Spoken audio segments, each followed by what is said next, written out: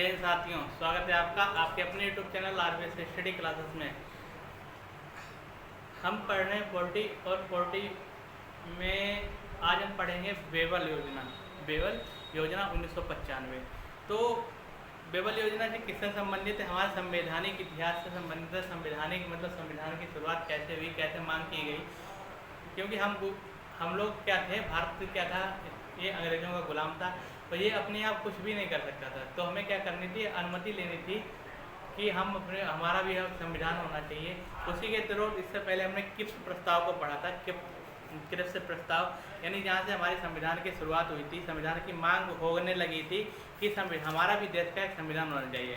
इसकी शुरुआत 1895 में लाला राजपत्र राव द्वारा बने बाल गंगाधर तिलक के द्वारा की गई थी 1895 में।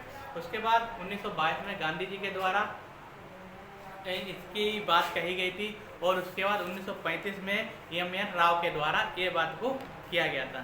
इसी पर क्या हुआ था कि तब ब्रिटेन ने क्या किया था कि उस समय द्वितीय विश्व युद्ध चल रहा था और दूसरी विश्व युद्ध चल रहा था, तो अन्य देशों का दबाव भी था कि भारत को स्वतंत्र होने का अधिकार है, कि भारत को स्वतंत्र होना चाहिए। तो इसी के तहत ब्रिटेन ने क्या किया था कि वहाँ पर ये प्रस्ताव भेजा था कि भारत में संविधान बनाने के लिए मतलब उनकी भारतीयों की बात को स्वीकार कर लिया गया था कि हम उनका भी संविधान बनाने के लिए ये प्रस्ताव भेजा गया था। उनकी बात को स्वीकार कर लिया गया कि आप भी स्वीकार संविधान बना सकते हैं। तो जो कैसे प्रस्ताव था, तो वहाँ पर क्या था कि वहाँ पर एक बात जो उसकी मुख्य बात थी कि भारतीयों को संविधान बनाने का तो अधिकार दे दिया था, लेकिन उन्होंने एक लगा दिया था कि जो उस समय देशी रियासतें थीं, देशी रियासतें 565 थीं और प्रांतीय जो राज्य थे 11 प्रांतीय राज्य थे, कि अगर संविधान पसंद नहीं आया तो लोग क्या कहेंगे, अपनी ऐसा स्थिति में रहेंगे। ठीक है, ये उन्होंने लगा रखा था। तो इसे गांधी जी ने क्या कहा था, ये प्रस्ताव को अस्वीकार कर दिया था और इसे दिवालिया बैंक कहा गया था। इसे दिवालिया बैंक कहा गया था। ठीक है, उसके बाद एक प्रस्ताव पर हमारा बनी बेवल योजना। उसके बाद एक हमारी योजना आज बनी है बेवल योजना। बेवल योजना और ये 1945। बेवल योजना 1945। तो बेवल योजना क्या गया, जब वो प्रस्ताव कैंसिल कर दिया गया था, गांधी जी के द्वारा स्वीकार कर दिया गया था, तो फिर 1943 में एक लॉर्ड लिथगो आए थे। ठीक है, लॉर्ड लिथगो 1943 में कौन थे? Lord Lithgow. Lithgow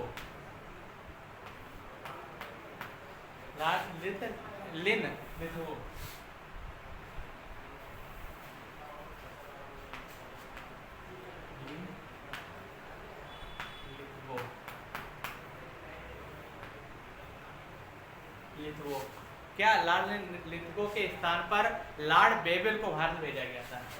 Lord Lithgow थे उस समय, इनके स्थान पर किसे? लॉर्ड बेबल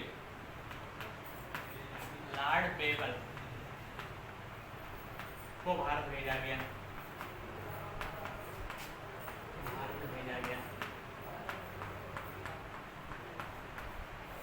यानी 1943 में लॉर्ड लिथगो के स्थान पर किन्हें? लॉर्ड बेबल को भेजा गया, क्योंकि लॉर्ड लिथगो द्वारा जो भी प्रस्ताव दिया गया था वो अस्वीकार कर दिया गया था और इनके स्थान पर फिर लॉर्ड बेबल को भारत का संवैधानिक गतिविधियों को दूर करने के लिए भेजा था। यानी लॉर्ड लिथगो को क्यों भेजा, लॉर्ड बेबल को क्यों भेजा गया था? कि भारत की संवैधानिक गतिविधियों को दूर करने के लिए, भारत की संवैधानिक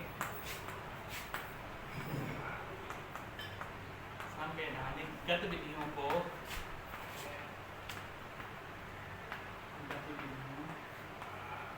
दूर करने के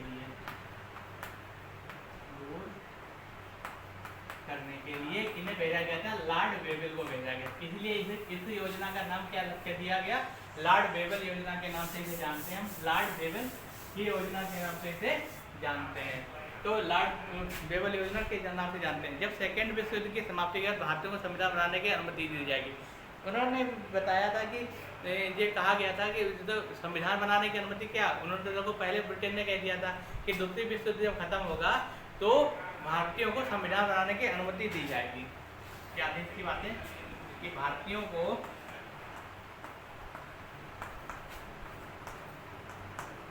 संविधान बनाने की अनुमति दी जाए। भारतीयों को संविधान बनाने की अनुमति दी जाए। इसके लिए एक क्या किया गया, इसके लिए एक कार्यकारिणी परिषद का गठन किया गया था। ठीक है, इसके लिए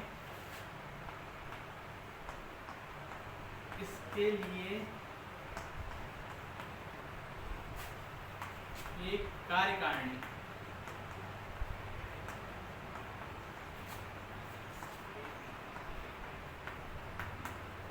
परिषद का गठन किया गया। लॉर्ड वेवेल ने क्या किया, इसकी जो तो ब्रिटेन ने कह दिया था कि इनकी भारतीयों को संविधान बनाने की अनुमति दी जाए। ठीक है, अनुमति दी जाए। ये तो ब्रिटेन ने योजना घोषणा कर दिया कि सेकेंड जब द्वितीय विश्व युद्ध जब हमारा समाप्त होगा तो समाप्त होने के बाद भारतीयों को संविधान बनाने की अनुमति उन्हें दे दी जाएगी। ठीक है, तो लॉर्ड वेवेल ने क्या किया कि इसके लिए संविधान बना के एक कार्यकारिणी परिषद का गठन किया गया। कार्यकारिणी परिषद का गठन किया गया और इसे अंतरिम सरकार के नाम से जाना जाता है। जो कार्यकारिणी थी हमारी, कार्यकारिणी परिषद को अंतरिम सरकार के नाम से जाना जाता है। अंतरिम सरकार, ये अंतरिम सरकार का गठन कब किया गया था? 1946 में अंतरिम सरकार के गठन के नाम से जाना जाता है और इसे 1946 में किया गया था। इसके जो अध्यक्ष बने थे, अध्यक्ष माउंटबेटन, इसके जो अध्यक्ष बने थे, ये जो अंतरिम सरकार के अध्यक्ष कौन थे? माउंटबेटन थे। ठीक है, माउंटबेटन थे और इसमें के उपाध्यक्ष किसको बनाया गया था? जवाहरलाल नेहरू को। उपाध्यक्ष जवाहरलाल नेहरू।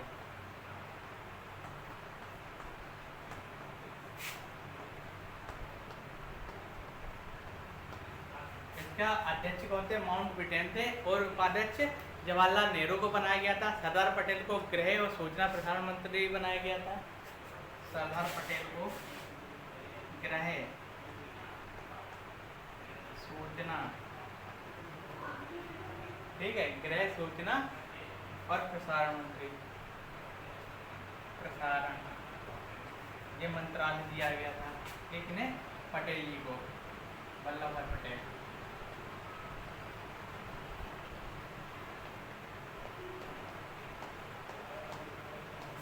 वल्लभ भाई पटेल। तो जो हमारी ये एक कमेटी बनी थी वो 13 लोगों की कमेटी बनी हुई थी। टोटल 13 लोगों की कमेटी बनी गई थी। तो इसमें क्या क्या अंतरिम सरकार बना दी थी उन्होंने, कार्यकारिणी परिषद के नाम से एक अंतरिम सरकार बना दी थी जिसमें सरदार पटेल, राजेंद्र प्रसाद, जान मथई, बलदेव सिंह, C.H. भावा और क्या था अब्दुल रब निस्तार, C. राजगोपालाचार्य, I.2. चुंद्रीगर बाणे, ठीक है, गजनवर अली खां और योगेंद्र नाथ मंडल, जगजीवन राव श्रम मंत्रालय। इन लोगों को क्या किया गया था? इस कार्यकारिणी जो अंतरिम सरकार बनी थी इसमें जगह दी गई थी। तो इसके बाद एक और नाम यहाँ पर लिख लो, राजेंद्र प्रसाद। ठीक है, 4 नाम मेन नाम है। वैसे तो राजेंद्र प्रसाद को खाद्य एवं कृषि मंत्रालय दिया गया था। खाद्य एवं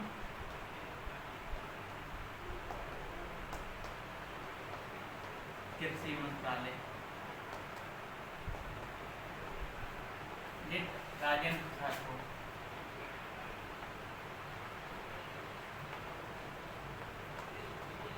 ये हमारा राजेंद्र प्रसाद को दिया गया था। ठीक है, कि जो अंतरिम सरकार बनी थी उसके अध्यक्ष कौन थे? माउंटबेटन थे। उपाध्यक्ष कौन थे? जवाहरलाल नेहरू थे। गृह एवं सूचना प्रधानमंत्री के थे वल्लभ भाई पटेल को बनाया गया था और खाद्य एवं कृषि मंत्रालय राजेंद्र प्रसाद को दिया गया था। राजेंद्र प्रसाद को दिया गया था। इसके बाद एक जॉन मथई थे, जॉन मथई, इन्हें उद्योग तथा आपूर्ति विभाग दिया गया था। जॉन मथई थे, इन्हें उद्योग तथा आपूर्ति विभाग दिया गया था। एक हमारे थे बलदेव सिंह, इन्हें रक्षा मंत्रालय दिया गया था। देखो रक्षा मंत्रालय,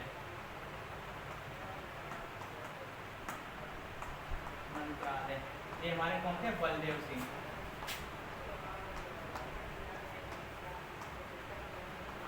बलदेव सिंह कौन थे? इन्हें रक्षा मंत्रालय दिया गया था। एक C.H. भामा, इन्हें कार्य खान ऊर्जा और मंत्रालय दिया गया था। ठीक है, कार्य। और लियाकत अली खान, ये इंपॉर्टेंट है, लियाकत अली खान को वित्त मंत्रालय दिया गया था। लियाकत अली खान, वित्त मंत्रालय।